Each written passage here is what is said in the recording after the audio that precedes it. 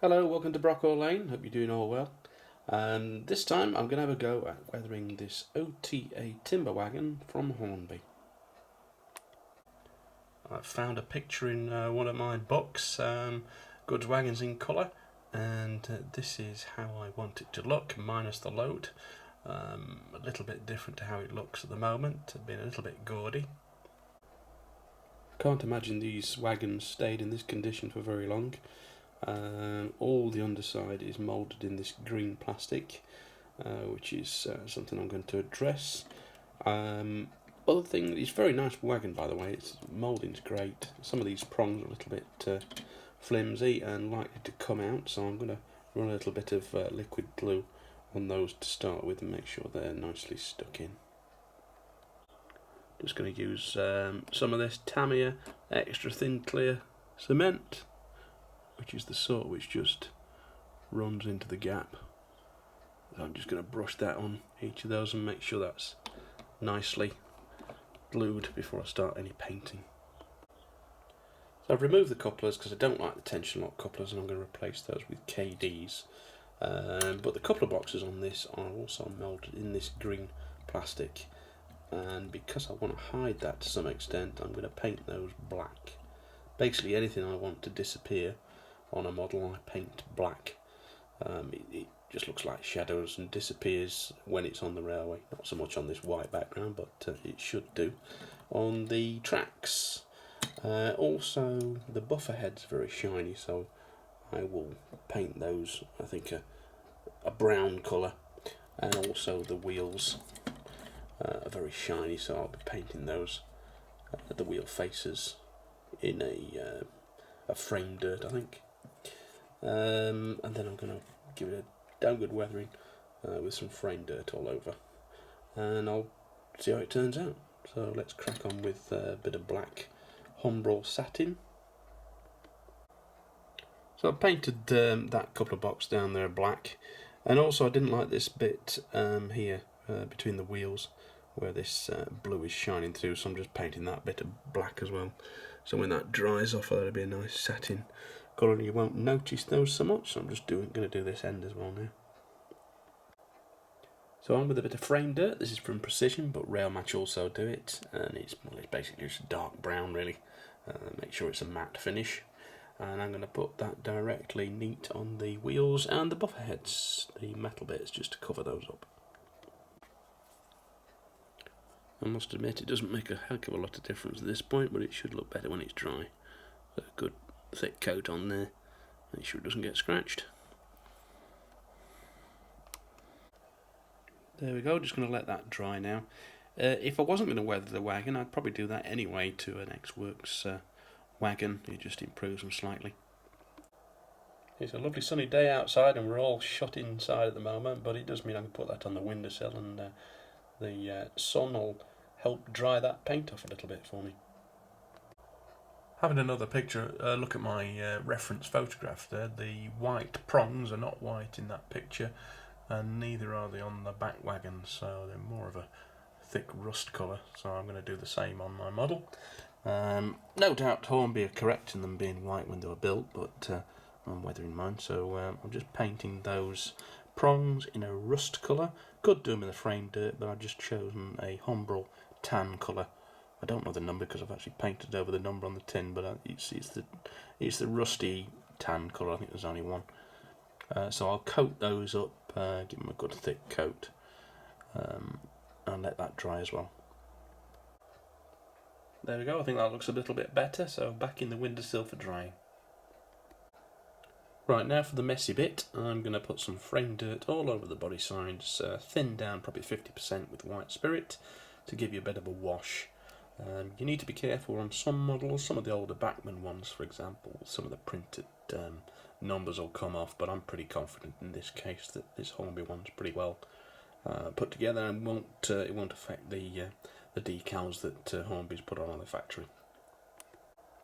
Not the easiest thing to do and film at the same time, but I'm just brushing it on so it's gonna go in all the gaps and the details.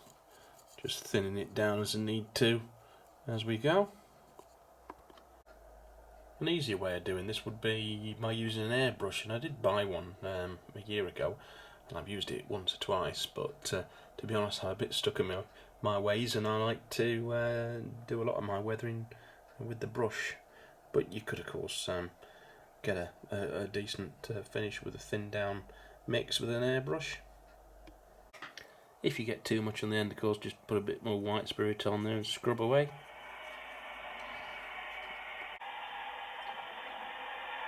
This is Railcam York, which I've got in the background, which is keeping me a bit sane so I can see a few trains whilst I'm working, because I'm not allowed to go outside with lockdown, even though it is a lovely day out there.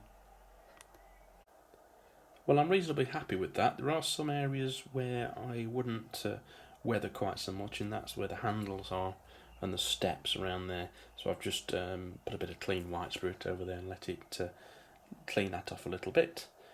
And I've also put a bit more dirt on the underframe on this particular wagon because it's bright green underneath, and I didn't want any of those cylinders or boxes or detail underneath being particularly clean. I'm fairly happy with the way that's drying off. Back into the windowsill. Drying off quite well there in the sunshine. I will put a layer of matte varnish on it just to protect the finish, I think, before I handle it too much. I usually like to use a matte varnish from an aerosol. This particular one I picked up from Aldi. It was a cheap one. It's not the best. I'd rather use Hornby or Railmax, to be honest, but it'll do the job for now. Another little tip for you. Aerosols always go on better when they're warm. So if you can warm these up in a safe way before using them, it'll go on a lot better, flow out of the aerosol a lot better. A safe way of doing that is by putting in some warm water, but not boiling, of course. You don't want to cause an explosion or anything, but just gently warmed safely. Another tip for you, just a very fine mist you want to put on with the varnish, just to make sure it's not going to react badly, because there's all sorts of different aerosols out there. You never know how they're going to react exactly with some of the paint you've already put on, but if you're very dry mist coat, you should be alright. Well, all nicely dry now. I'm quite happy with that. Now, of course, it does need some logs on it, but that's not something I can get at the moment. I've got a couple of ideas, a couple of things I'm looking on the internet. One is willow sticks, which are available from pet stores, and they're for small rodent animals to gnaw on, and they look quite good on the internet, but I need to look at them in the flesh to see how large they are. I suspect they might be better for O gauge, but we'll have a look at those when I can get to the shops. Another idea is bamboo sticks or barbecue skewers. Probably a little bit small, but that's a possibility. Again, when I can get to the shops, I'll have a look at those. So that's going to have to be another video, I think, the loads. But it's pretty much finished apart from the couplers, which brings me to Kadees. Complicated subject, and I'll try and explain how I use them. So basically, I've been using Kadees for years and years and years. I used to do American modelling in the 1990s, when British stuff used to have the old big D tension lock couplers, which I really hated. So I've been using them for longer than nearly anybody in this country. I think probably a few people even been using them a bit longer, but before the NEM pocket versions came out. But now most wagons have NEM pockets, which makes it a little bit simpler to fit Kadees on. So of the NEM range, you've got the short ones, which are 17s. You've got the medium one, which is the 18s, which is my favourite ones, and I'll explain why.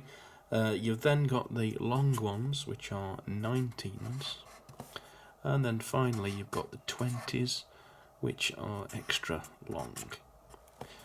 Now, if I don't know what a locomotive or a wagon is like, my automatic one to go to is 18, and that's what I'm going to put on this wagon here. These are my favourites. These are the ones that are pretty much 95% of the time absolutely fine, for wagons and coaches, so locos pretty much, and this is diesels mainly, but the wagons as well pretty much most of the time. The exception to that I find is coaches. Now my standard coupler, Kadee coupler for coaches, is the 20s, which are the longer ones, and that's good for Bachmann Mark 1s, Mark 2s, although there is a difference in height between those which causes me pain, but we'll talk about that later. And pretty much other coaches, Hornby, Gresleys and so on, 20s are good for that. They're the extra long shanks on them. And mainly the reason for that is because the coaches tend to have this this system where they've got a sprung NEM pocket, and that they're set a little bit further back, and also you got the corridor connections as well. So 20s, 95% of the time are good for coaches. Now in between that, you've got the 19s, which is sort of halfway between the two. And you can use them to just adjust the distance between the buffers. I like buffers to be as close as possible. 17s, yeah, there is some wagons where the coupling boxes are a long way forward where you can use them, or if you've got hardly any curves and you want the buffers to be really close together, you can consider 17s. But mainly 18s and 20s I use. And these in particular are going to be 18s. Now there is another one which is for old wagons and things without NEM pockets, and that's number 5s. They have their own coupler box, which I tend to super glue to the base of the frame of the wagon. So you need to remove any of the prongs or the little boxes which the manufacturers put on to lower the coupler down. You flatten that off to the frame of the wagon, glue the box actually on the bottom of the frame, and it's usually 95% of the time that's the right height.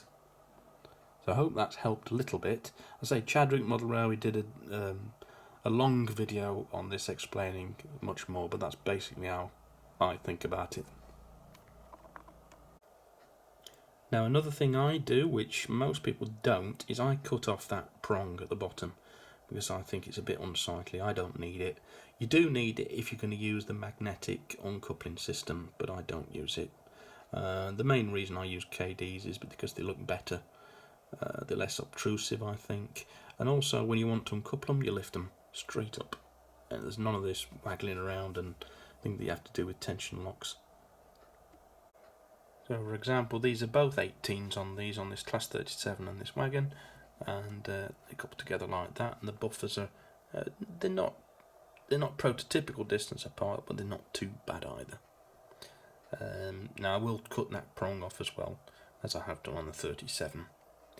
They're pretty reliable in service. I mean, if I ever get them that aren't reliable, it's probably my own fault for getting glue or paint on them, but if you keep them relatively clean, they are really very reliable.